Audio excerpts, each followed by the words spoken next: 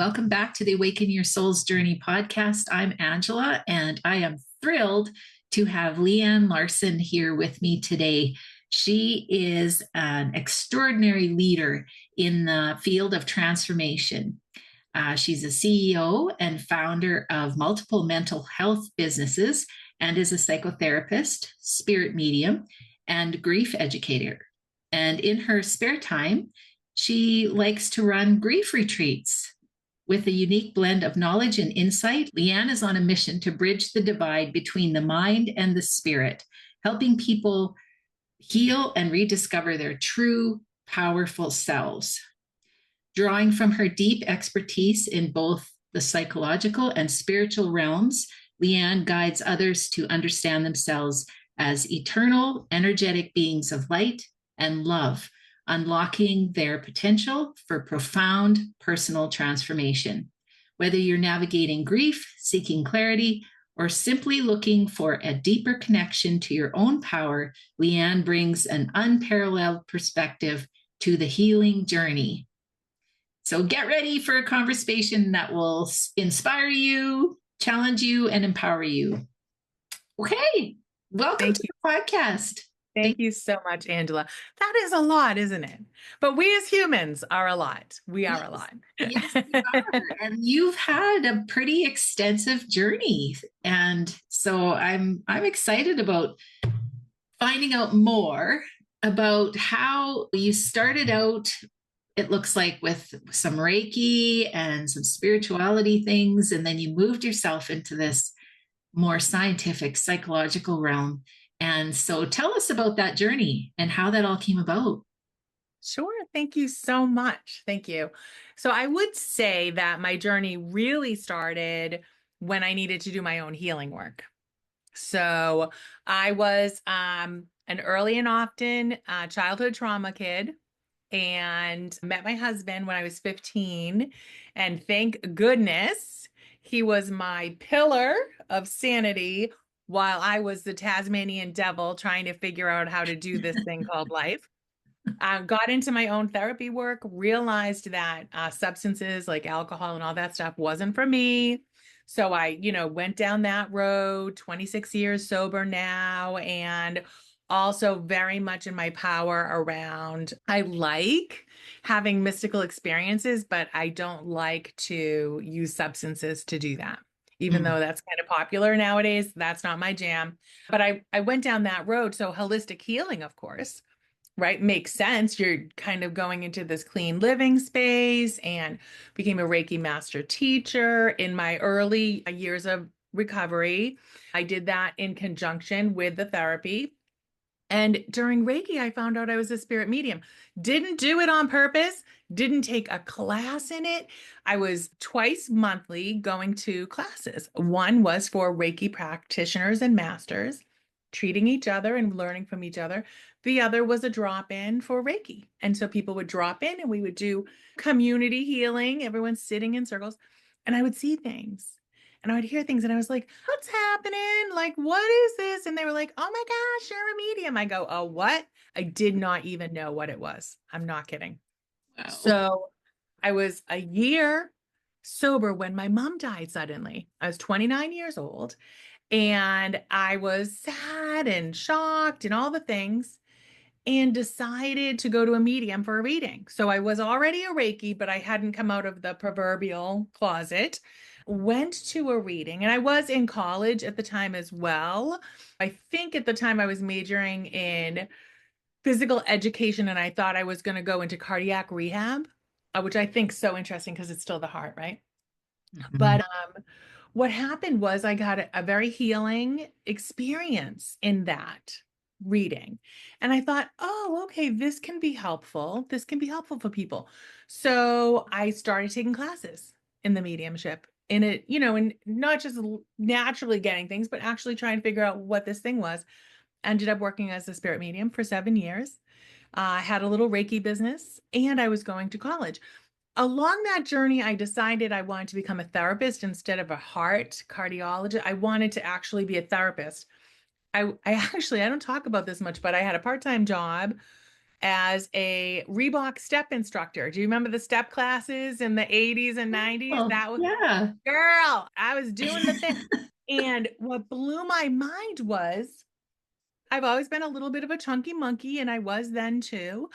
But my fellow instructors were very toned and muscular, but they were complaining about their bodies, and I didn't understand what was wrong. And then I did a little research and I realized that the prevalence of body dysmorphia and eating disorders was so high in the business, in the industry. So I got interested in the psychology of wellness. That's Mm. actually how I started down that route.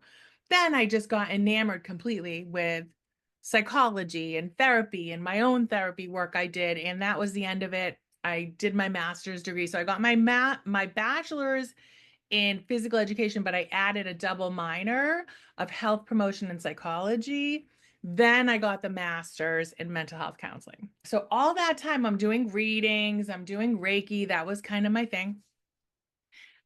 And there was something about it that was missing. I enjoyed it when I was in it. I enjoyed the energy when I was in it. But I don't know if it was the intellectual, creative. I don't know. There was something missing.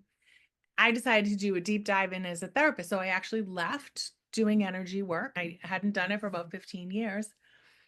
Built the practice. So I have a 6 location, 50 employee private group practice, Elevate Counseling Services.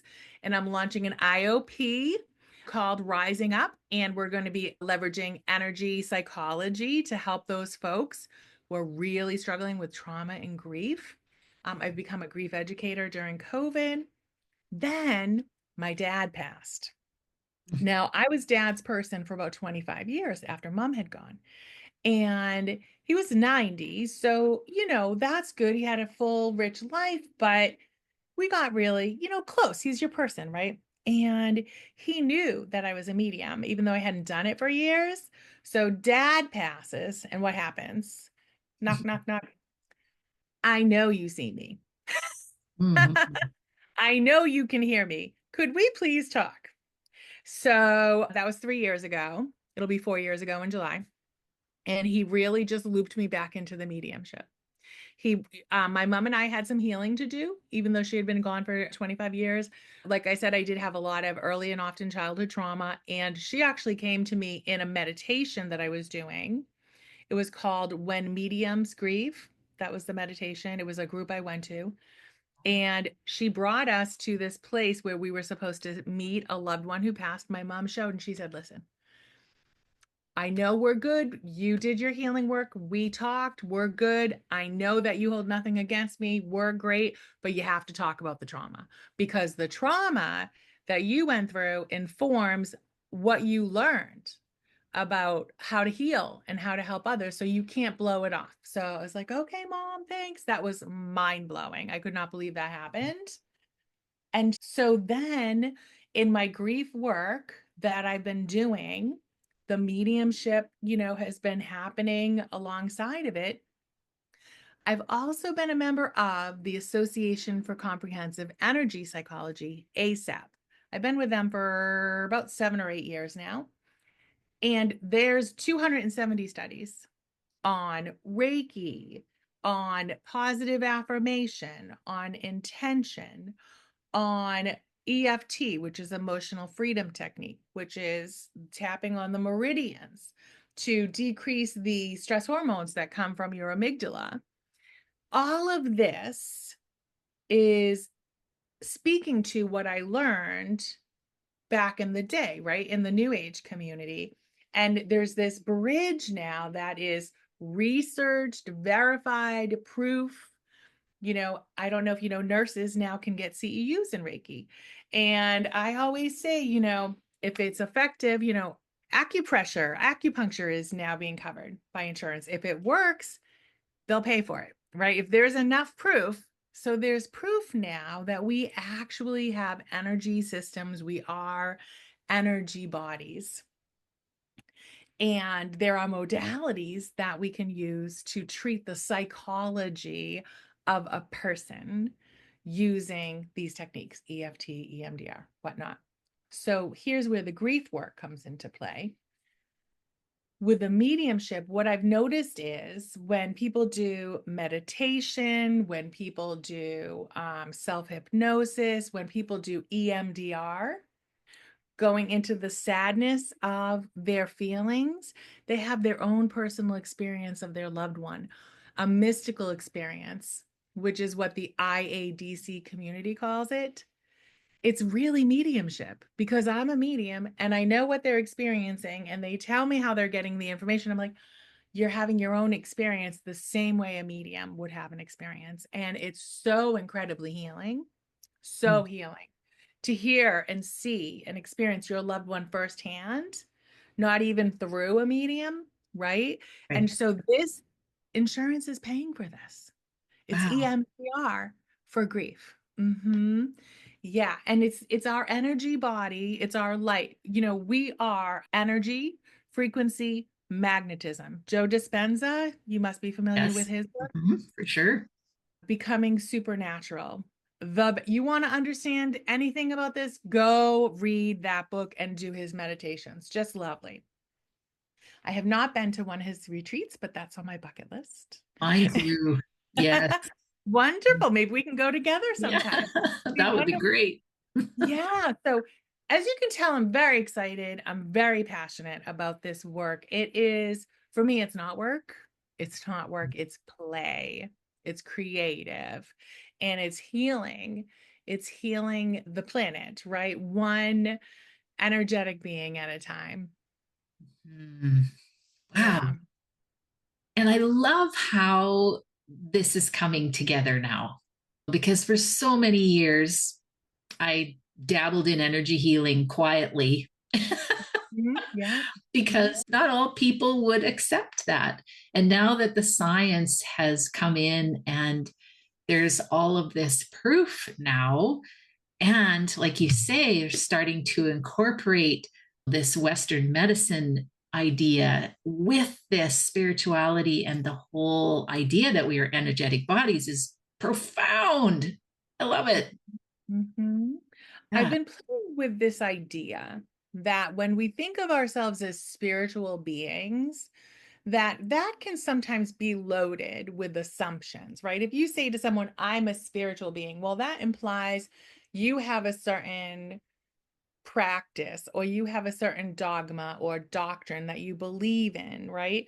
Whereas if you said, I know I'm an energetic being, and I take care of my energy body, I feel like that frees us all up from any sort of woo-woo-ness or stigma or anything, right? So I believe, I used to think the holistic model was PEMS, physical, emotional, mental, and spiritual. Now I think it's PEMS, it's physical, energetic, emotional, mental, and spiritual. And what I put under the spiritual category is creativity. Mm.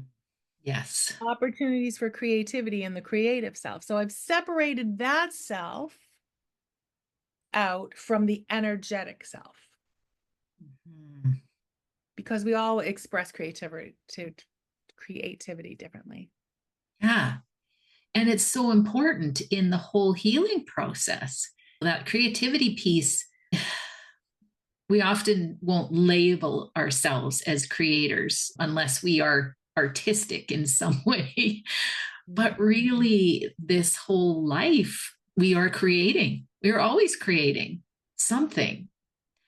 And Mhm. it's amazing when you start to realize the power that you have, and that whole curiosity piece and trying different things, and just it just releases something. Can't really explain it, but I know it's powerful. And especially when you've got strong emotions that need to be released, that creativity piece really comes in. And for me, it was, well, I don't know if I would be where I am today without having that creativity.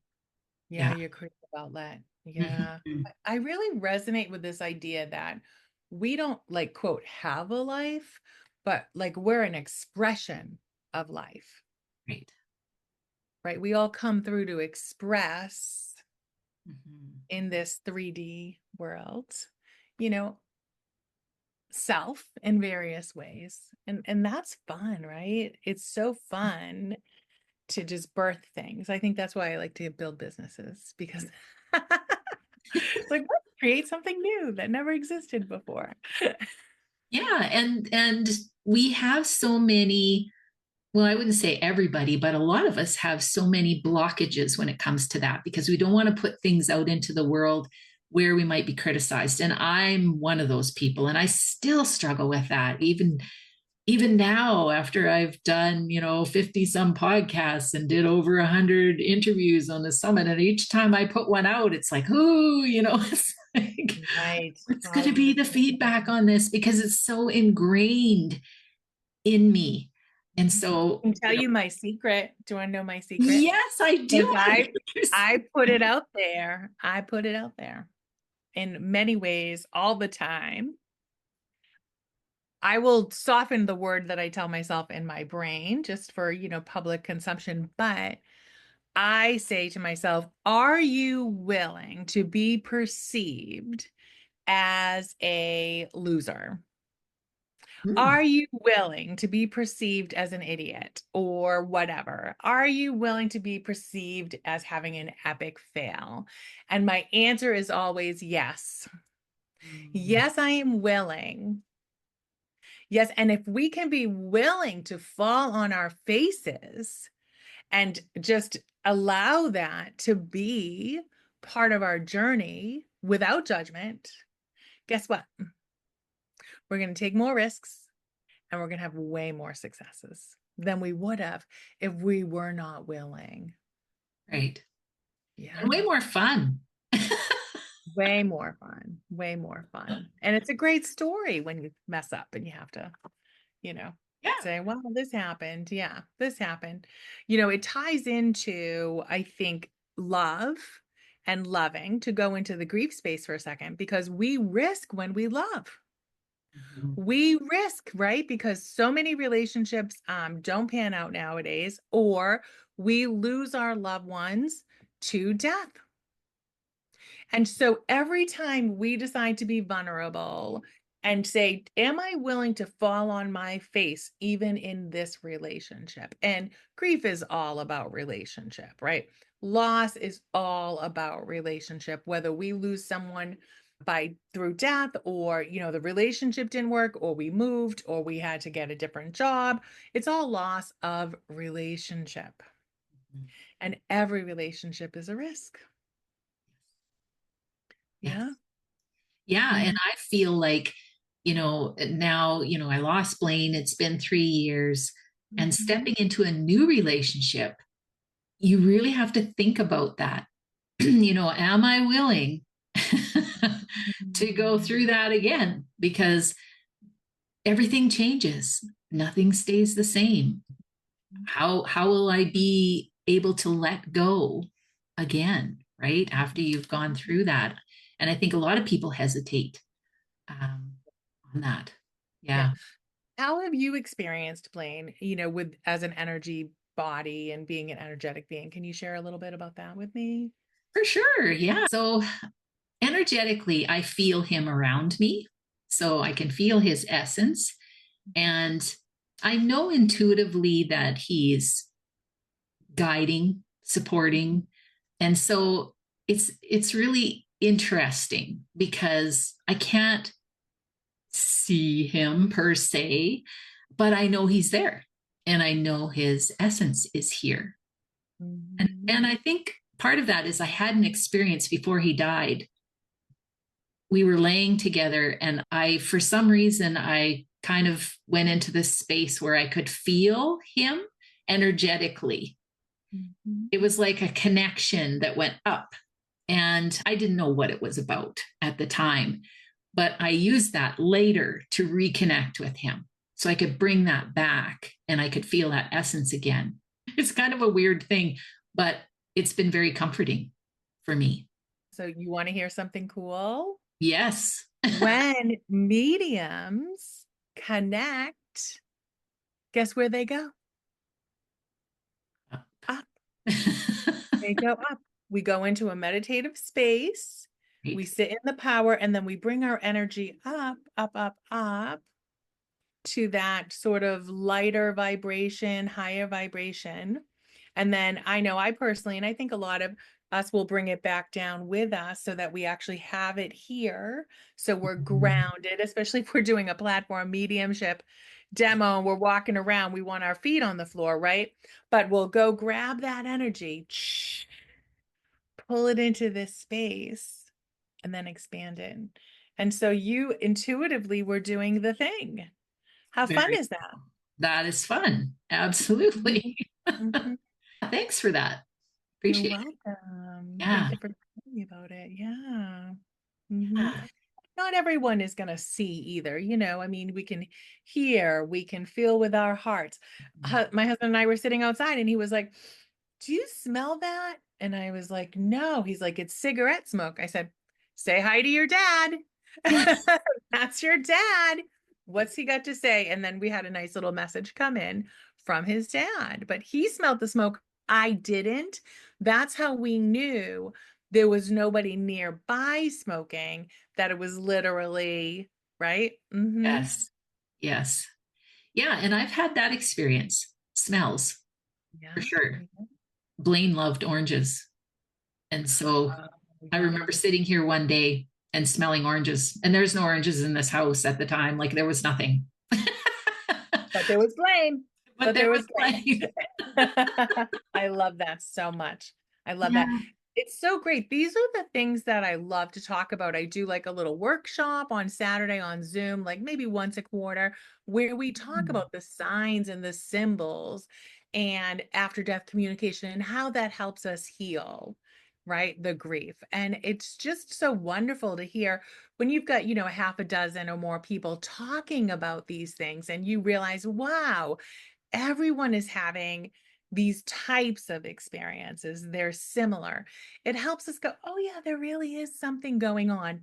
And it does not make me special that I have these skills and abilities, which is part two of what I'm passionate about, which is teaching other people that they can tap in. So I love doing mediumship so that people can see, oh, yeah, Leanne can do this and understands this and can help me this way.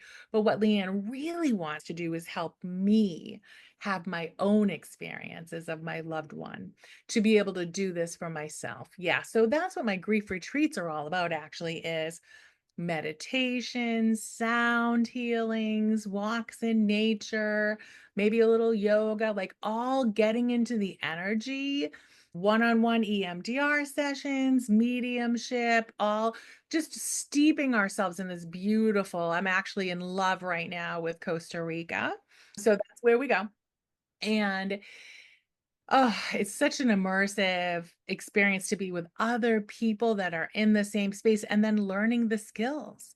How do you tap into your intuition? How do you regulate your nervous system so that you can actually be at peace and calm? And you might be in sadness over your loss, but sadness is actually not a barrier to communication. It's actually the road that we travel to get to that place, which is quite interesting. And I learned that through Ah, EMDR. wow. That is new. So explain Oh, that okay. a little bit more. Sure, sure. So with EMDR, when you're working with someone in grief, it's so important to make sure that the predominant emotion is sadness. For instance, say there was a car accident and you lost your loved one to a drunk driver.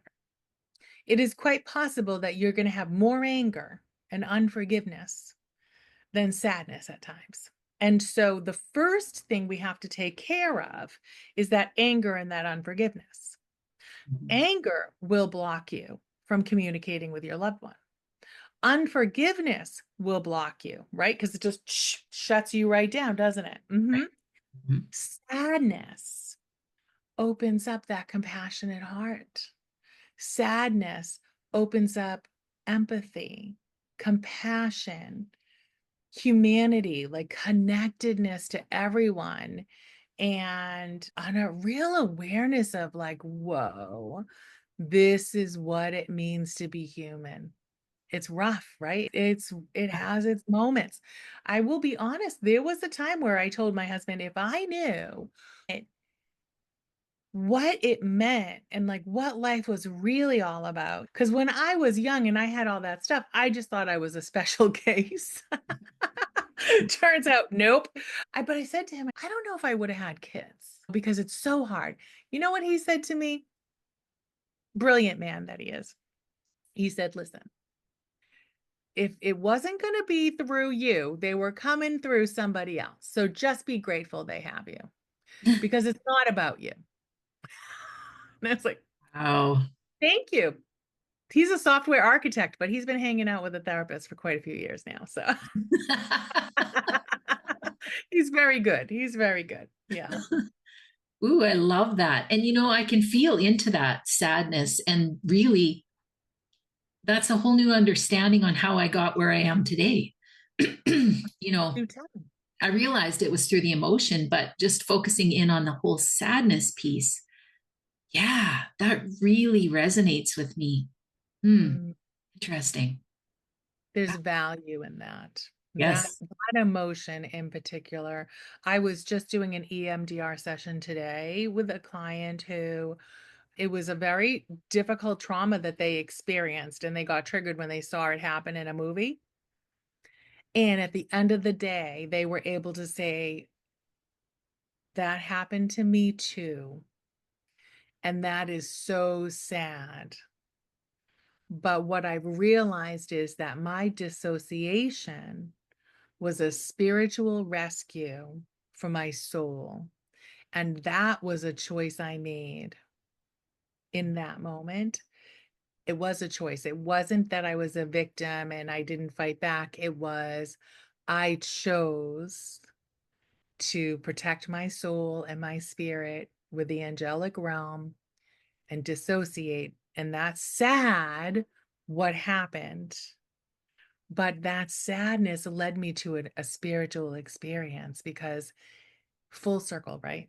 And Mhm. I've been really thinking about that too. These losses, grief and loss as trauma, but also the value of trauma as a spiritual experience, because doesn't it bring us to that bigger place, that higher realm of being?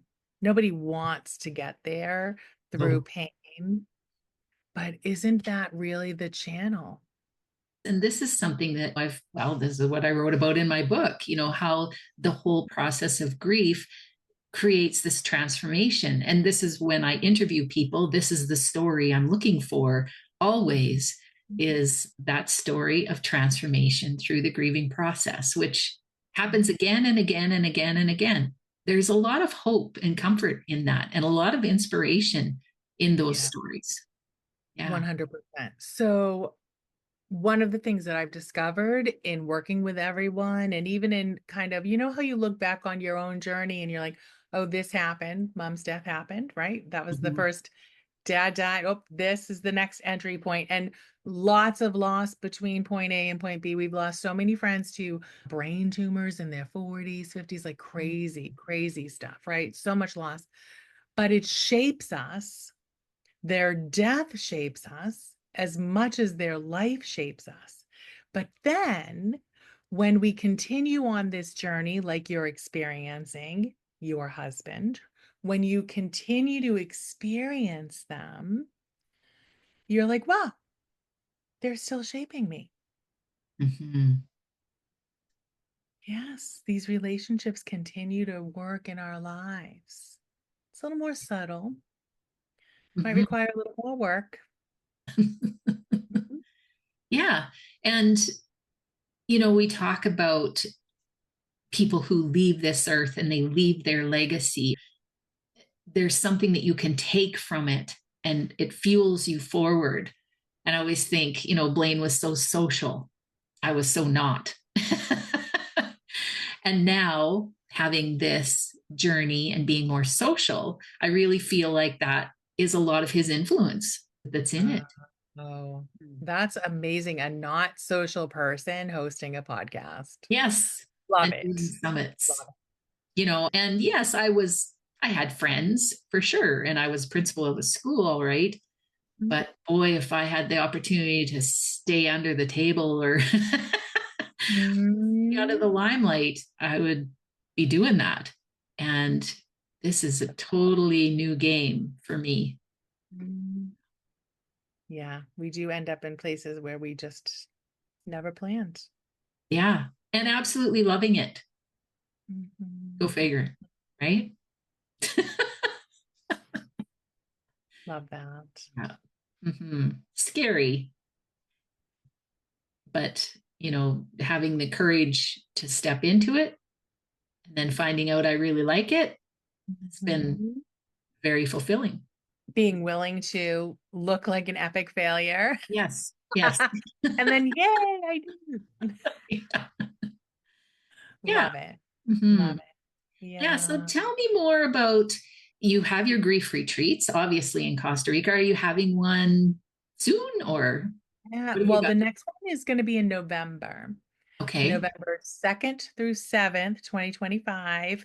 And if anyone is interested in looking into that, they can go to the info. I'm sorry, the Leigh-Ann-Larson, just the way my name is spelled, .com. I actually have my new website launching on Monday, which is really exciting.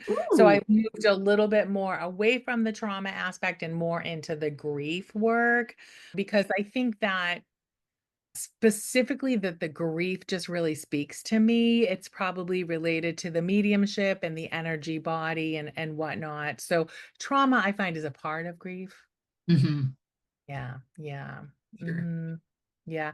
And so it's going to be in the sky forest as opposed to the rainforest. What can I say? So let's talk about the sky forest. Okay. Beautiful, cooler in the morning, cooler in the evening, 75, sunny, blue skies, puffy clouds, right? During the day, just a much more comfortabler atmosphere. And the land is at Verdasana. The land is like the trees, they're like a container to hold space, for you. It's just a more beautiful, intimate setting. It maxes at 18, whereas Imaloa was 32. So I just feel it's a more intimate setting. It's more feeling held. Physically, you're more comfortable. There's beautiful hot pools there that have been created, as well as cold pools. There's a beautiful river. There's a hike up to a waterfall if you want to do that. And I utilize the resources. Imaloa utilizes the resources as well of the indigenous Costa Rican people of the community to lead yoga, Mhm. sound healings, right? They have a tea room. The food is 5-star, organic, plant-based, food as medicine. It's just an incredible experience. I actually just reposted a video that they just came out with. Uh, Absolutely gorgeous. You can find that on my Facebook, Leanne Larson, the Grief Educator page. Just a beautiful setting. Absolutely lovely. So we'll be there for 5 days doing the things that we talked about. Yeah. So Beautiful. I have a guest facilitator this year. Her name is Megan Allaire. She's also a medium because some of the people that are coming are in my grief community and I know them very well. And so if they want to get a mediumship reading, I really feel like they need to get it from someone other than me. Hmm. Right. And also, she's an astrologer. Oh, is So that I'm yes, very talented. So we thought it would be really fun to do astrology maybe around you and the loved one that, isn't here anymore, and what were the lessons, and sort of map all that out. So we're really excited to just go and do the deep dive and have an amazing experience. love it? Yeah. And Yeah. tell us a little bit about, your one-on-one. Do you work one-on-one? And Yes, I Yeah. do. Yep. So I'm available for clients who are interested in readings. We can do small group if you want to do that, and we can do that online. Or if you happen to be near Cape Cod, we can get together in my office in Bourne. And also, I do EMDR, and I can do that online as well. And the EMDR would be for an induced after death communication. It requires 2 sessions because I need one session to get to know you a little bit, get all your resources in place, and then the second session to go ahead and move forward with going into that sadness and Mhm. get you to a place where you can have a mystical experience of your loved one where you will see them or hear them, get a message from them. And the things that I've seen heal, I've seen mothers let go of their guilt over their children's passing. I have seen couples who, we had a few people who lost their loved ones during COVID who were able to get the closure that they needed because they died in the hospital and they Mhm. never got to say goodbye. I've, worked with people who maybe were in denial that their person was even gone and they couldn't shift through that grief no matter what. They couldn't see them, feel them, know they were okay. But when we got them to a place where they could literally say goodbye during their session, all of a sudden the world opened up and they were connecting again and feeling their essence, like you were talking about. The healing that happens through IADC is just mind blowing. It's just mind blowing. Yeah, and I love it. So I'm also working with therapists. This will be launched on my new website where I'm actually doing a certification program for people who are interested in becoming holistic grief coaches or counselors, depending on if you have your counselor licensing or not. If you don't, you can still do the coaching modality. Yeah. Very cool. Yeah. Mhm. So Well, that more people, because there's not a lot of people who are doing IADC out in Massachusetts. So I really feel, and it's been around for over 20 years. So I feel like I need to help spread that light Mhm. and teach Yes. other people how to do this. Love what you're doing. Love your Thank you. message. I love the work. Yeah. Yeah. Yeah. It's amazing. So I encourage people to check all of that out on your website. We'll make sure we have a link. And is there any last parting words or advice you want to leave before you go? Hmm. I think that one of the biggest things is to really, if you're a person who's very stressed all the time, that monkey mind, can't settle, can't look into Joe Dispenza. Look into his work because he can help you understand how your thoughts are informing that agitation within your body. He has practical, free resources on YouTube, that meditations that you can do to just really try to, relax because we need to regulate the nervous system to really be able to access some of these higher level functioning in life. Would you agree with that, Angela? Oh, absolutely. Yes. Yeah, Because we're in that fight, flight, or freeze state. We feel nothing. exactly. Or even fawn, which is the people pleasing, right? Yes. Yes.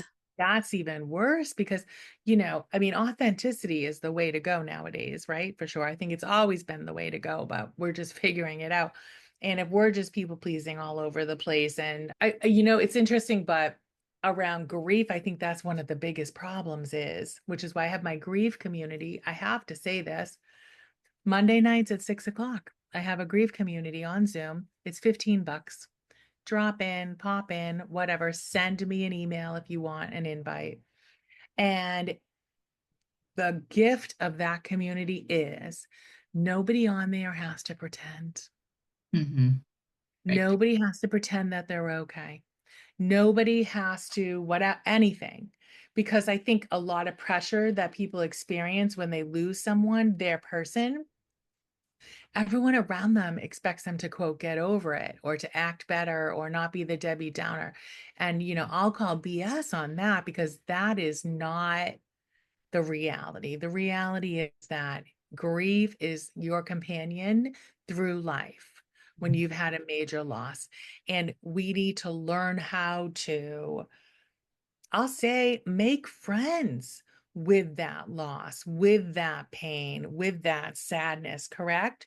So that you can be shaped by it and turn it into new meaning making. Mhm. New Yeah, meaning making. So community is an incredible gift that I've been very fortunate to be able to facilitate for people and be present for. And it also helps people, like sometimes we'll hear survivor guilt. And so we can all say, okay, so that's survivor guilt. Or, if they have a nice vacation and then they feel bad because, whatnot. So it's just a nice community to be able to do that in. absolutely. Yeah. Yeah. And I have a similar one. So I can really attest to the importance of that. And well, without it, you don't get your grief acknowledged because the people around you don't really often understand it. And Right. so, like you say, you're in that space where people are understanding what you're going through. There's connections being made between people who have similar journeys. And it's just for myself, even being a host of that community, I have learned so much and gained so much from being in that space that, Mhm. yeah, I will do that forever. I feel it's like my favorite moment in my week. It Yes. really is when I get together with that community and just hold space with them for each other. It's just incredible. It's just Mhm. incredible. It's Absolutely. sacred. It's sacred.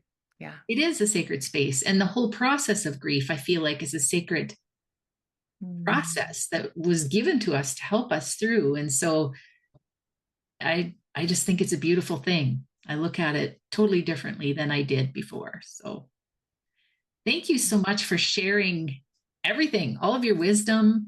And again, I encourage people to go check out your website and maybe go on that retreat. Sounds like a Right. good one.